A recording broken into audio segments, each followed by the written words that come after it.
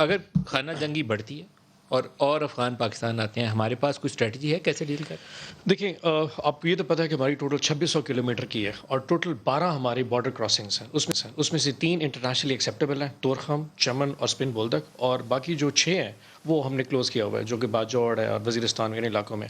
سو ان 3 کے ساتھ ہماری پلان یہ ہے کہ پہلے تو اللہ کرے سیٹلمنٹ ہو جائے. ان کیس نہیں ہوتا تو اس دفعہ آئی ڈی پیز کا پلان جیسے ہوتا ہے اسی طرح externally displaced person E D Ps ہم چاہیں گے کہ وہ افغان بارڈر کی اسی سائٹ کے اوپر ہیں. اس لیے ہم نے سوچیں گے کہ ہم جو یونائٹڈ نیشنز ہیں اور باقی آرگنائزیشنز ہیں کہ وہ سپورٹیو رول میں آئیں کہ اگر افغانی وہاں سے آتے ہیں تو 30 لاکھ پاکستان میں آلریڈی ہیں، اس میں سے 70% جو ہیں وہ شہروں میں رہتے ہیں اور 30% صرف کیمپس میں ہیں جو کہ نکل چکے ہیں. کیسے انشور کریں گے کہ ایلیگل بارڈر کراسنگز نہ ہو؟ وہ ہم جو 3 ہیں ان کے اوپر تو already check and balance start ہو گیا. آپ کو صرف یہ اچھا لگے گا کہ ہم نے جو ایف سی کیمپس ہیں، جو ایف سیز ہیں ہماری، وہ فریشلی ڈسپلیسڈ ہو گئے، 40,000 ایف سی ڈسپلیسڈ ہو گئے.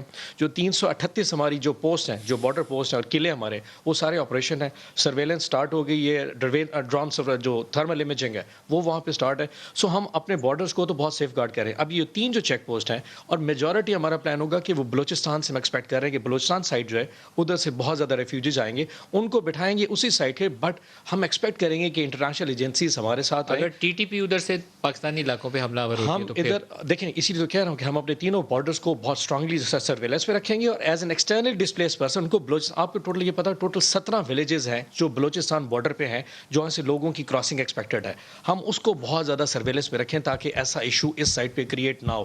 ہم افورڈ نہیں کر سکتے کہ وہاں پہ لوگ سیف ہیون میں یا چھپ کے ایسے میں آئیں اور داسو جیسے واقعات اور سکیں. سو وی آر